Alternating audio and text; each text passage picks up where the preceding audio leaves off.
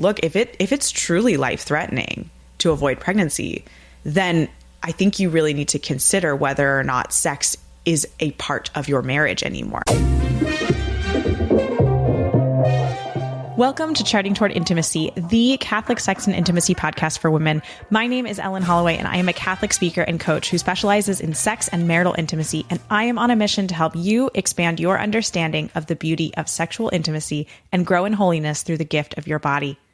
Today, we are talking about how do you find peace when sex and family planning don't go as planned. Being able to let go of our need to control family planning allows us so much more freedom in our sex life. When we are constantly fearful of pregnancy, we aren't able to bring ourselves freely and fully to the act. Or on the flip side, if we are constantly focused on when to have sex in order to maximize our chances of conception, our union might not be as free and full as it is designed to be. It's in our human nature to want to control these things, and it's all over our society that it's our job to control the outcome of sex. I remember when I was first learning a method of NFP, I was hyper-focused on controlling the outcome that I wasn't allowing sex to be a unitive act. I wasn't actually getting to know my husband through sex. I was focusing on doing everything right. There's no peace in that situation. So what does it look like to be at peace with family planning? Does that mean we have to all become providentialists? We're going to talk about these questions and more in this week's episode of Charting Toward Intimacy. With me, I have Kathleen. And today, we are talking about the peace that comes from knowing that our God is a good Father. Mm-hmm. And He is only going to give us that which we need for our sanctification. Yeah. And so everything that happens in our lives is ordered toward that. He only allows things to happen if they're going to help us get to heaven. Yeah. And there is a peace in that. Now, I'm not saying it is easy to live that out. No, not at all. And I have to tell you, so the place that this podcast topic came from is Kathleen and I were texting, and she was talking about an experience that she just had, which she'll share in a second. And I just texted back and I was like, you know what? That is a peace that I think a lot of people don't recognize and don't have. Mm-hmm. Do you want to share your story? Yeah, absolutely. So I'm coming up on my luteal phase of a very strange cycle for me. My cycles are typically very irregular and always have been. I mean, I am like 35 now, so, you know, I'm like approaching geriatric age very quickly. So it's normal honestly, that they might, which is insane, right? It's just the funniest word to me. For pregnancy. So, you know, like my cycle's changing and whatnot this is about the time that could start happening. So not crazy, but I'm currently using the Clear Blue monitor because I use it postpartum and I ended up like ordering way too many test sticks on Subscribe and Save. So I have a whole bunch left. I was like, well, I'm going to finish these before I like stop using the monitor. So I was testing this cycle and had some like weird like spotting and whatnot, but then was not starting to read high by the time I would typically start reading high. So there was a day that, you know, in most cycles, I would say, no, like we're not, like this is when we stop. But the monitor was reading low. I didn't see any mucus. So I was like, you know what? It's fine. Like we can use this day. So I used it. And then, yeah, like 4 days later, after reading all lows, I get a peak. Woo! So I was like, oh, that's interesting. I've never had that happen before, right? I normally have like a good, 4 or 5 days of highs before I reach peak. So I went from low to peak. And the thought was, okay, when was that day that we just used? And like, would it be impossible for me to get pregnant? Like, not necessarily. Based on again, there was no mucus or anything, so I'm not really suspecting, but regardless, in previous years, this would have been the point where I just begin panicking because I don't feel ready for another baby right now. Josephine, my youngest, is 15 months.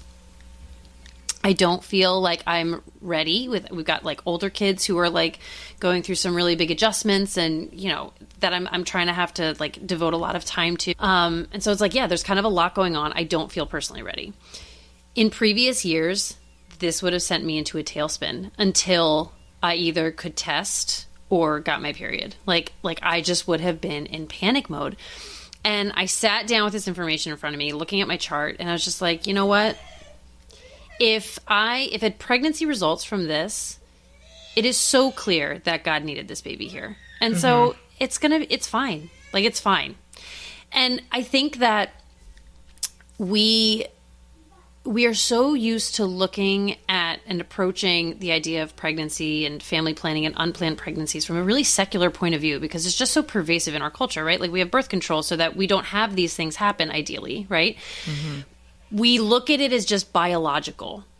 Like, a man has sperm, a woman has an egg, and when the two come together, this is what happens. Like, it's just boiled down to pure biology, and we forget the divine hand that plays in every pregnancy, whether you're a believer or not, right? So, and every lack of a pregnancy too.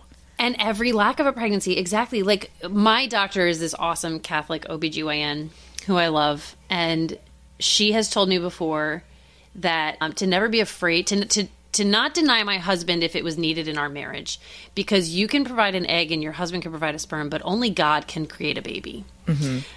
Showing that, like, which was such wisdom to me at the time, that like, yeah, like, I do think of this as purely biological, right? Like, it's just like, oh, well, if I've got an egg and he's got a sperm and we bring them together, like, that's what happens. But it's not necessarily, right? Like, and that's because there is a divine hand that is played in every single pregnancy or lack thereof. Like, God has a plan. He has a plan for our families. He has a plan for our lives. And just like Ellen said in the beginning, like, he knows what we need for our ultimate holiness and purification and sanctity. And maybe it's a pregnancy. Maybe it's not. Right. So, you know. And we're not, I want to pause really quick before you go on. We're not trying to say that if you are suffering through either like infertility that is very hard right now, or an unplanned pregnancy that's very hard, we're not trying to say that your suffering is unmerited or that you're not supposed to like feel. That's not what we mean. And in fact, that suffering is really, really good, because that is how we grow closer to Christ. We grow closer to Christ in uniting our suffering with Christ crucified. And so, and that's in fact, like, that is our path to holiness, is uniting that suffering. And that's what, like, the saints did so well, is that any of the suffering that they had, they like welcomed it joyfully, of like, oh my gosh, like, I just think of like Carlo Acutis. He was like, God, I want a highway to heaven. And then he got diagnosed with leukemia, and he was like, oh my gosh, yeah, I'm going to heaven. Like he was like phenomenal. Excited. And he died like 3 or 4 days after his diagnosis. Like, I mean, it was really fast, but he was just like, yeah, this is awesome. Like, I got my prayer right now. I'm not saying that like you need to just joyfully dance every time you have a negative pregnancy test or a positive pregnancy test, depending on which area of this topic you're in. But we grow in holiness by uniting our suffering to our Lord. And in uniting our suffering, that is where the peace comes from that we're talking about. This peace that we should have of like, okay, this is what God has given me, and it's not what I want. It's not, but God knows better.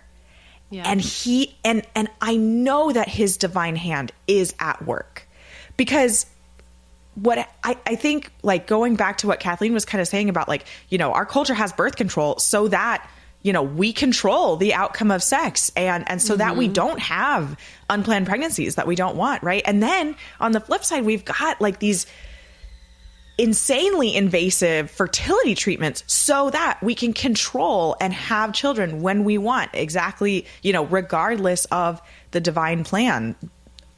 I mean, even still, God's hand is at work, right? But like, it's this element of control that we want.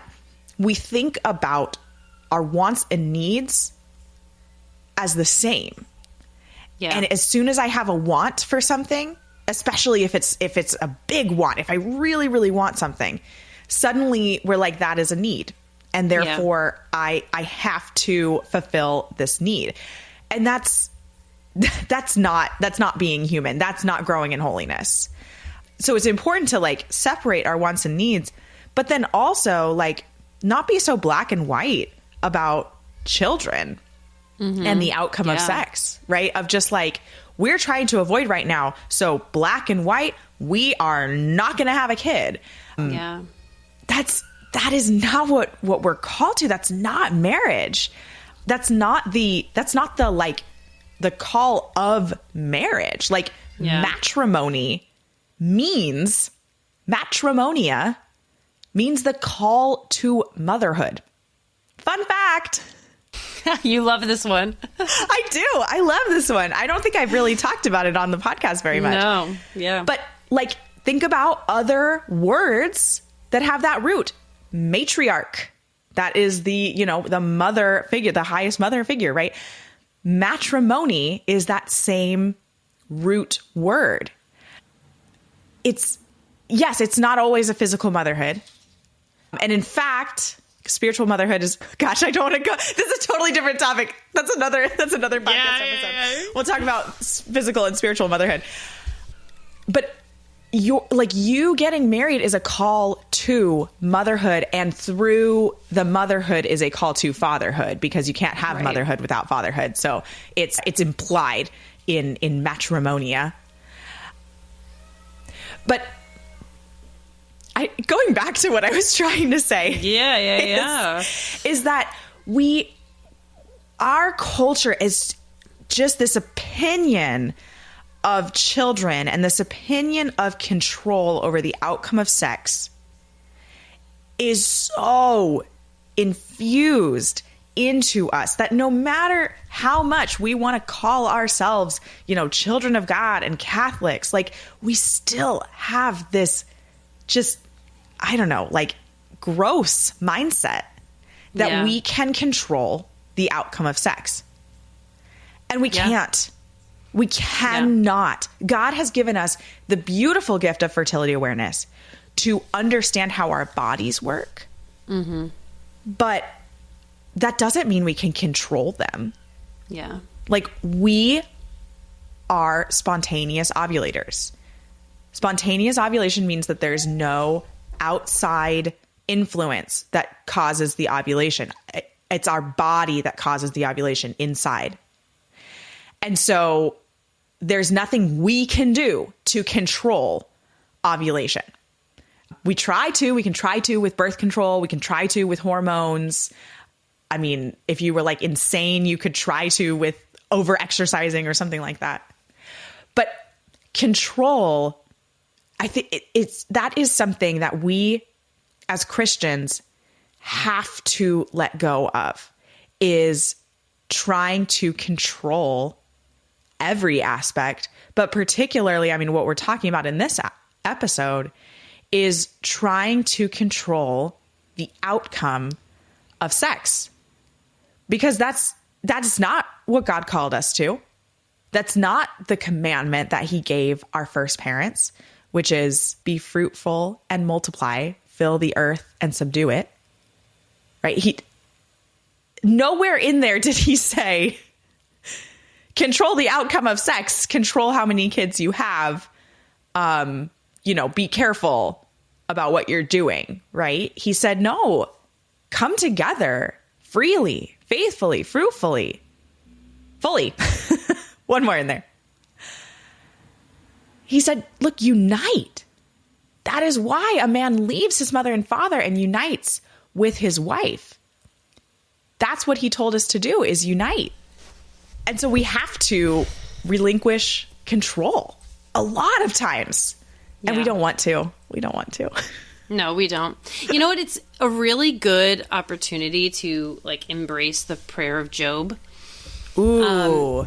Like whether, and regardless of your situation, right? Like whatever it is that's just not going as expected, the Lord giveth and the Lord taketh away. Blessed be the name of the Lord. It's like, and there is such, and I think that's why like this past cycle with all of its like craziness and, you know, what has become just like this moment of peace, because I've finally, after many, many years, started getting to this point where it is just like this constant recognition that this isn't just down to my husband and I, right? Like there is a divine hand in all of this. And there's like, when you realize that and you start seeing it through that lens only, that like none of this can happen without God's permission, like there is just such a peace in whatever does happen. And, you know, and you can say like, again, the Lord giveth and the Lord taketh away. Like, I know, Lord, that you will, like, this is for my good. This is for the good of my family. This is because there is a unique soul that you need here, or because there are other things that you're asking me to focus on and do right now, right? Like, give me the grace to focus on them and to do them, and blessed be your name. Yeah, I don't know. But it takes, I think it sort of takes some deconditioning. Yes. Because I think that, I mean, in my experience anyway, from my very first pregnancy test that I took and found out I was pregnant with my oldest when I was not expecting to be and did not want to be, like, it was immediately like positive pregnancy test, panic. Oh my gosh, same. Right? Even though we wanted, like, yeah, well, it's just like it is. It's like this panic that like sets in. And I think that as you practice NFP through this lens of like achieving your family planning goals, that sort of becomes solidified, that like, okay, I need to know if this is positive or not, right? Did I mess up here? Like, is this going to be positive, right? And there's this... You know what else is in there too? Like, if you're so focused on NFP with like fulfilling my family planning needs, yes. I have made this decision, and so now it's all on me to get it right. Yeah, that's exactly right. That adds in to the anxiety as well. And it's like, no, it's not. God is always going to be there. Like, yes, you were trying to achieve a pregnancy, but God made that baby happen. And like, he's not just going to leave you with the baby alone. Yeah. Yeah. No, and that's true. But it's like when you are looking through it through this biological lens and this lens of like, okay, this is the only tool I have to plan my family, to achieve my family planning goals, right? Like, then you're looking at like, oh, did I follow all the rules according to the book? What if I messed up? What if I, you know, and then it creates, and then you're taking that pregnancy test and you're like sitting there watching it like, oh my gosh. And you're just like counting down the days until you can even take the test, right? Like, it's just all of this anxiety and this, and when you do that for years, right? Like it sort of conditions you. Like when you're taking a pregnancy test, you like immediately start feeling this panic, and it's like so sad. So I'm like, I mean, praising God that I have finally, after, 11 years of marriage, gotten to this point where it's just like, you know what? It's in your hands, Lord. Like, whatever. It's going to be, do I feel personally ready? Like, would I choose to have a baby right now if I could? Not really, no. But if it's your will, then like, blessed be your name. And like, it's great, you know? So it's not just something that you can like flip a switch on. That's for sure. Yeah. It does take some deconditioning, and it does take some of those like anxious waiting for the lines to show up, you know, where while in that wait, you're just saying, your will be done, Lord, your will be done, Lord, your will be done, Lord. Even when entering into sex with your spouse, right? Like sometimes it's just like, I'm not 100% convinced that today is a safe, I put that in quotes, right? Infertile. Day, right? An infertile day. Exactly. Right. So you know what, Lord, I need to love my husband right now. Like our marriage needs this, your will be done. Right. And just like the more you surrender in those moments, the more the Lord really shows up to alter your whole experience around it. Absolutely. And that you can, really start just praising his name through it all, regardless of what the outcome is, and just being like, it's all going to be great. It's going to be fine. It's going to be hard, But it's going to be fine, because this is his will, and therefore it's the best thing, and it's going to be good for me.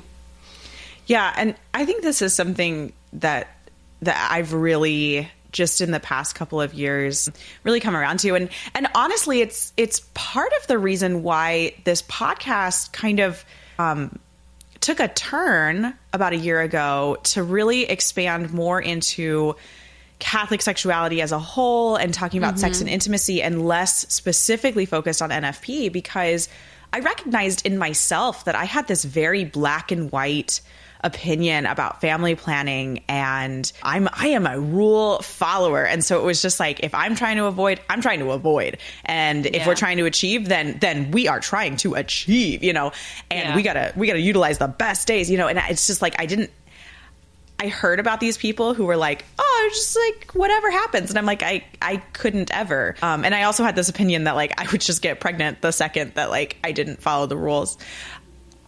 And that has really been changing in my heart a lot. And just recognizing that like natural family planning is an incredible tool, but I actually find so much more benefit in using my fertility awareness and understanding like my own self and how I'm going to react to situations versus like the family planning side of it. I've like personally gotten a lot more benefit of that just kind of in like the past year. And what I mean is just like utilizing the different phases of my cycle to, oh, this is a really good time to, work on this project because I'm in that like pre-ovulatory phase and like have a lot of energy, or knowing that in my luteal phase, like I have a short fuse. I have a shorter fuse, and I really have to be careful, or I can really rip my kids, which is not good. I shouldn't be laughing about that. But, and just kind of recognizing like how best to kind of plan my day and life and just recognizing the things that come up and how I'm going to react to those. And just allowing the knowledge of my fertility to exist, but not letting it dictate our entire intimate sex life. Yeah. Because I think that happens a lot. I feel like I see that a lot kind of in the NFP Facebook groups and things like that, is that fertility awareness absolutely dictates. Like it becomes a dictator. And that is where like the disdain of natural family planning comes and stuff like that. And obviously, we're not really talking about like extreme cases of needing to avoid pregnancy for medical reasons, stuff like that. But in a way we are, because there needs to be a piece to it. And we need to recognize that like we cannot control the outcome of sex. Like sex is a unitive and procreative act. It is. It cannot not be that by its very nature, by the design of it. It is unitive and procreative, regardless of if we're using a fertile or an infertile day, regardless of if we are facing infertility. Right. Sex is a unitive and procreative act. Yeah. And we cannot take one of those away. We can attempt to utilize infertile days, but it's still a procreative act, no matter what. Right. In its nature. Yeah. In its nature. And so, I think, and I haven't personally been in one of these situations where it's been life-threatening to try to avoid pregnancy, but a lot of times what I tell people is like, look, if it's truly life-threatening to avoid pregnancy, then I think you really need to consider whether or not sex is a part of your marriage anymore, because sex is a procreative act. And if it, and that's hard. That is a really big thing to discern. It's really big. And there are absolutely ways that you can still come together with your spouse, and have, very, very high chances of only using infertile days. And an instructor can work with you on that, of just like kind of only using phase 3 and things like that. But really, sex is unitive and procreative.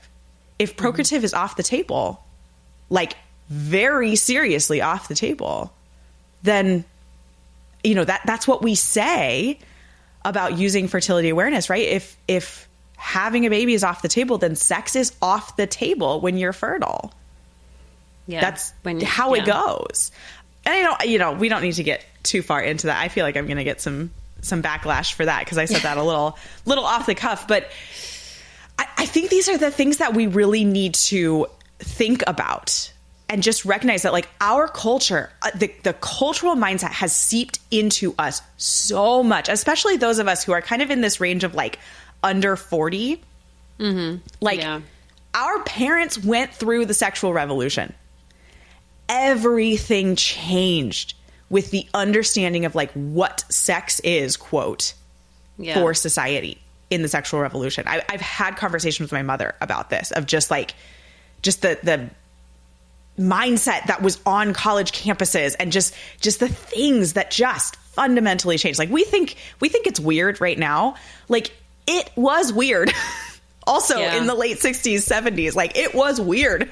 Yeah. 80s, true. 70s, 80s,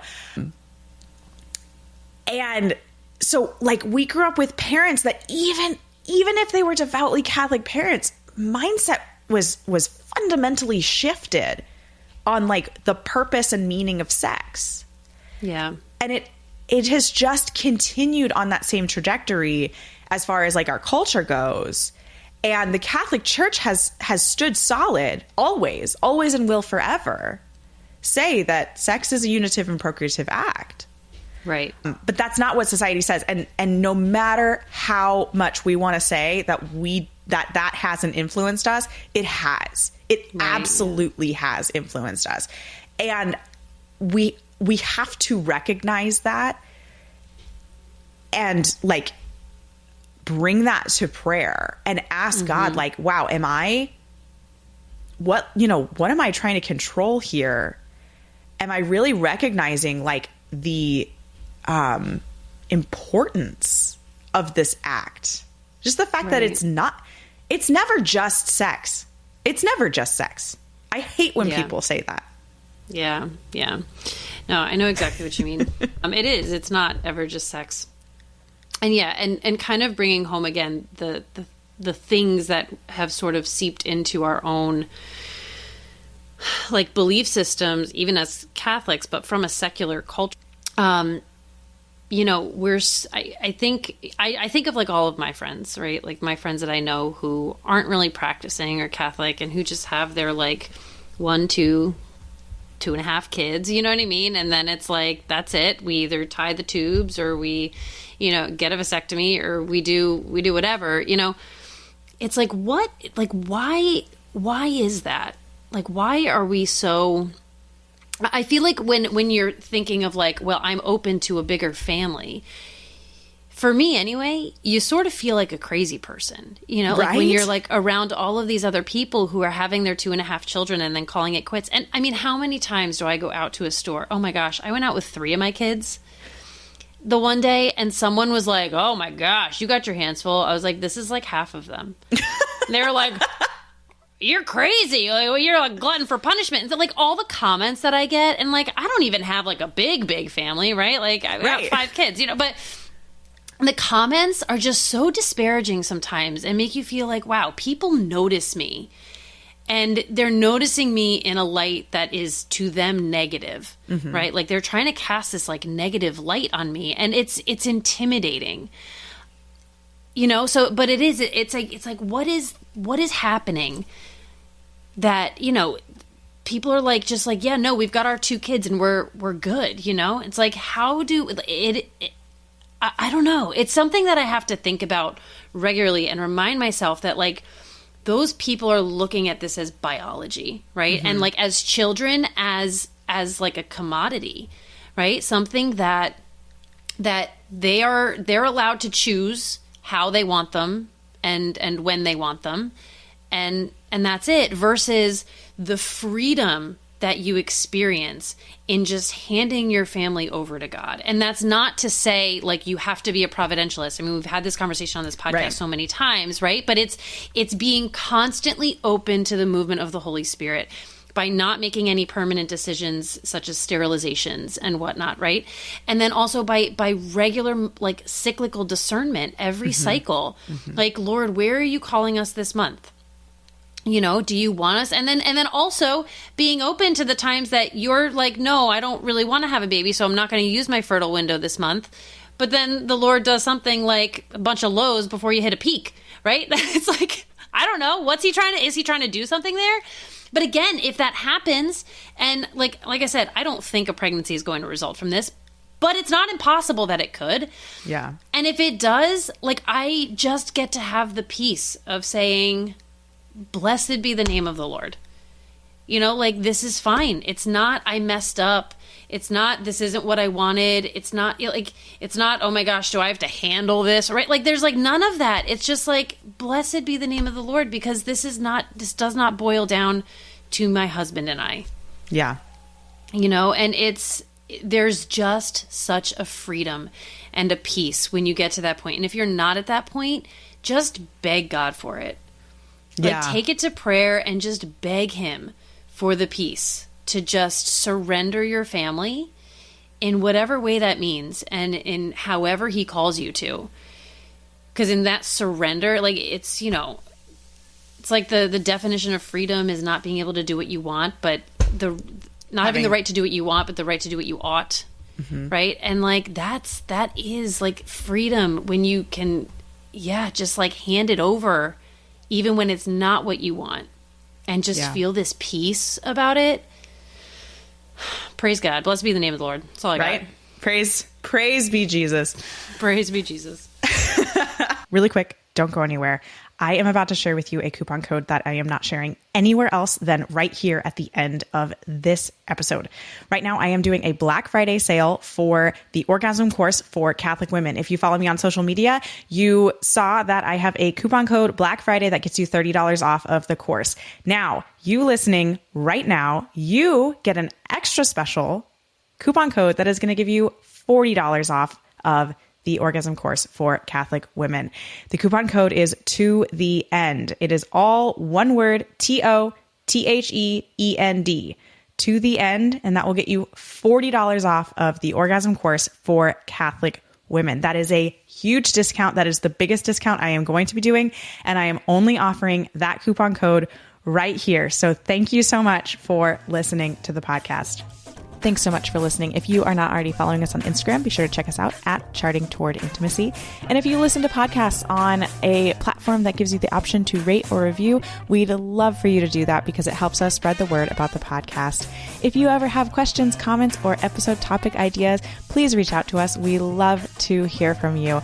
You can reach out on Instagram or send us an email. Our email is in the show notes. Until next time.